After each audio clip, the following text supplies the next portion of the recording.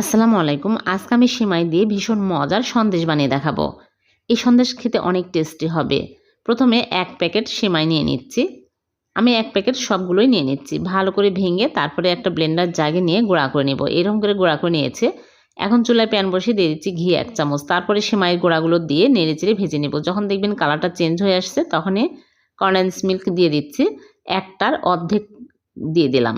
দিয়ে আমি নেড়েচেড়ে এইরকম করে আমি ডো বানিয়ে নেব। ডো হয়ে আসলে আমি চুলা থেকে নামিয়ে নেব। চুলা থেকে নামিয়ে আমি প্লেটে ঢেলে হালকা গরম থাকতে আমি এখানে বাদাম কুচি নিয়েছি, কাজু বাদাম আর পেস্তা বাদাম, একটা কৌটার ঢাকনা নিয়েছি। এটাতে আমি এইরকম করে চেপে চেপে তুলে একটু চাপ দিলে বের হয়ে আসছে। সবগুলো আমি এইরকম করে বানিয়ে নেব। আপনারা চাইলে যে কোনো কৌটার ঢাকনা নিতে পারেন, এমনিতেও বানিয়ে নিতে পারেন।